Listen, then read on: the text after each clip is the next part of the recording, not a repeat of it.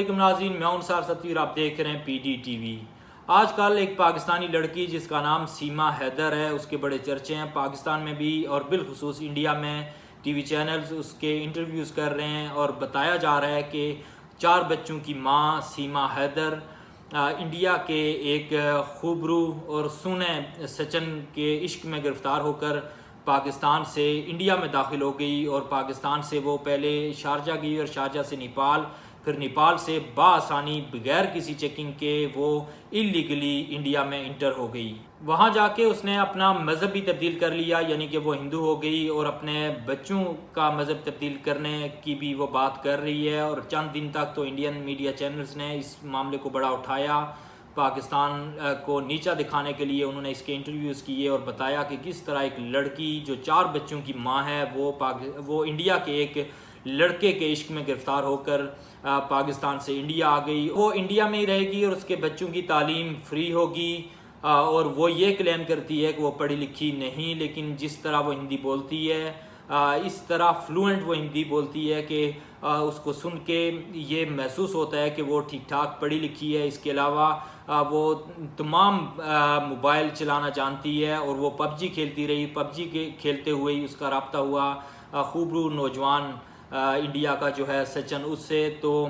Pub جی کھیلتے کھیلتے ان کو پیار ہوا، اور پھر اس نے اتنا بڑا ڈیسیژن لیا کہ اپنے پہلے شوہر کو چھوڑ کر 4 بچوں کے ساتھ پہلے وہ پاکستان سے شارجہ دبئی آئی، اور اس کے بعد یہاں سے نیپال، اور نیپال سے پھر بآسانی بغیر کسی چیکنگ کے، بغیر کسی سیکیورٹی کلیئرنس کے وہ انڈیا میں داخل ہو گئی۔ چند دن تک تو انڈین میڈیا نے بڑا جشن منایا، لیکن اس کے بعد جب یہ سوالات اٹھنے شروع ہوئے کہ کہاں تھی بی ایس ایف،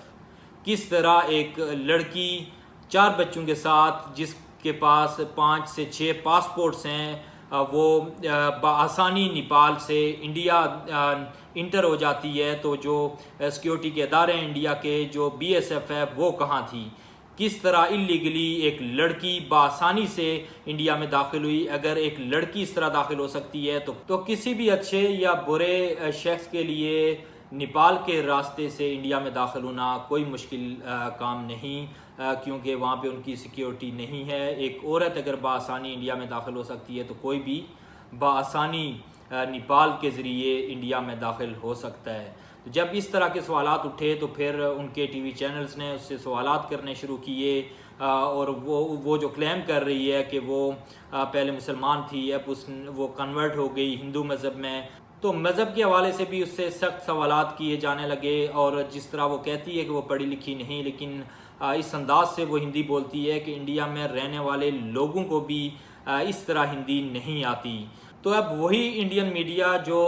سیما کو بڑا اپریشیٹ کر رہا تھا اور اس کے انٹرویوز کر رہا تھا، اب اسی میڈیا نے سیما حیدر سے سخت سوالات کرنے شروع کر دیے۔ پاکستان میں بیٹھے کچھ لوگ یہ دعویٰ کر رہے ہیں کہ وہ را کی ایجنٹ تھی جو پاکستان میں آئی، اور یہاں پہ وہ صرف بچے پیدا کرنے آئی تھی، 4 بچے پیدا کیے، اور اس کے بعد اپنا مشن کمپلیٹ کر کے وہ واپس انڈیا چلی گئی۔ اس میں کوئی صداقت نہیں، یہ احمق لوگ ہیں جو اس طرح کی باتیں کر رہے ہیں۔ اس کی بول چال سے یہ لگتا ہے کہ وہ یا تو نیپال کی ہے یا پھر انڈیا سے ہی ہے، لیکن اگر وہ پاکستان سندھ سے ہے اور پاکستان سے اتنی آسانی کے ساتھ وہ انڈیا میں داخل ہو گئی اپنے بچوں کے ساتھ، تو یہ لمحہ فکریہ ہے انڈیا کے لیے، ان کی سیکیورٹی فورسز کے لیے۔ یہ ان کی سالمیت پہ سوال اٹھ رہے ہیں کہ کس طرح اللیگلی ایک لڑکی بآسانی انڈیا میں داخل ہو گئی اور ان کی سیکیورٹی فورسز سوتی رہیں۔ یہ بھی ہو سکتا ہے کہ وہ کسی اور مشن پہ ہو، لہٰذا انڈیا کو پاکستان کو نیچا دکھانے کی بجائے اپنے گریبان میں جھانکنا چاہیے، سوچنا چاہیے اور اپنے سیکیورٹی کے انتظامات کو دیکھنا چاہیے۔